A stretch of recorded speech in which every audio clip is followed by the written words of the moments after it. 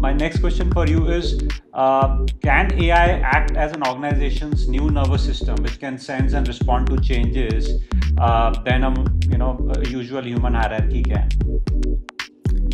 Okay, interesting again.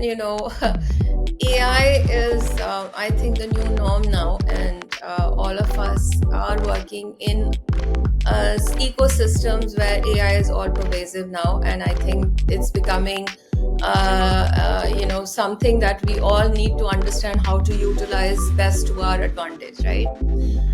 In an organization, I would say traditionally what would happen is that there would be human hierarchies, and as brilliant as they are, no doubt, but they still have their own limits. The information might move slowly, or the interpretations between people might vary. The responses could be different. The responses could be delayed. But when AI comes in and AI starts acting as the organization's digital nervous system, then there is a constant, I would say, sensing of signals from across the ecosystem. It's AI is able to identify those patterns. I look at the data, predict where the disruption could happen, predict where the action is happening, even recommend actions. So it's far quicker than what a human interpretation of data would be, right? However, I would say the key is that AI is not replacing human judgment, it is amplifying it.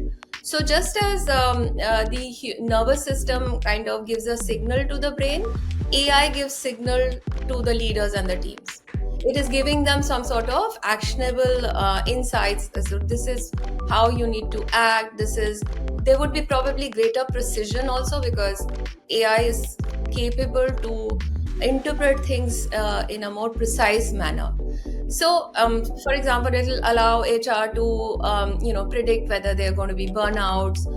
It could help HR to optimize the workforce, allocations there. It could also do things that we are currently doing in our organization, also on personalized learning. So, you could get very targeted, personalized, or even hyper personalized learning for people to develop and upskill themselves. In that sense, I would say it's not just a digital nervous system, it's more of a connective tissue in the living organization, right? Yeah. Awesome.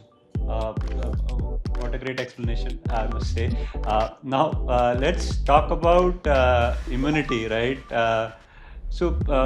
Please talk to us through what cultural immunity must HRs build to protect against toxic behaviors or ethical lapses or short-termism, within the organization. Okay, so culture, I would say, is the immune system in an organization.